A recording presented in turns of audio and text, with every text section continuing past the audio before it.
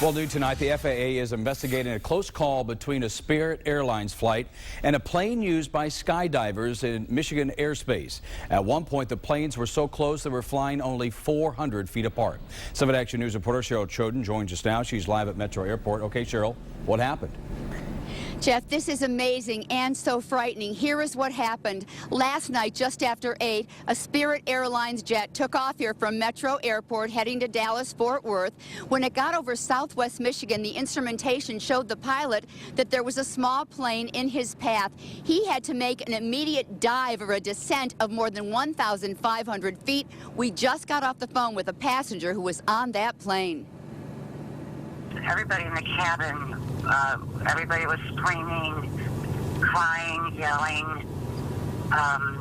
The compartments on the, upper compartments were opening. Some items were falling out. We were literally not even in our seats half the time because we were elevated, but in our seat belts. And it was just horrible.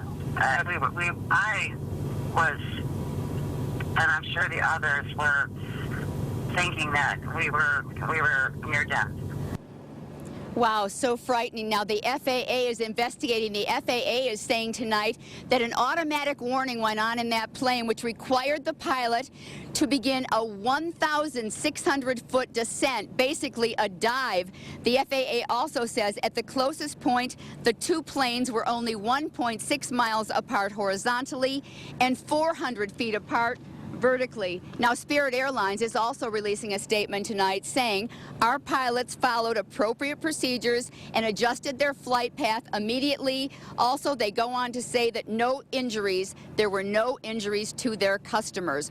Although the woman we did talk to say that baggage was falling down and hitting people on the head, the flight attendants, everybody was being jostled around. But again, Spirit Airlines is saying there were no injuries to their customers. Finally, the FAA in their investigation is saying that a small plane, like a skydiving plane, they go through visual flight. That's how they fly. They don't have instrumentation, and it says it is their responsibility to watch out for and avoid other aircraft. So again, an investigation is underway. We don't know if there'll be any fines or any penalties, but the good news tonight, even though that was a terrifying experience, everyone is okay. Carolyn, back to you. And Cheryl, that is the good news. Certainly a frightening experience, but bottom line, they're not hurt.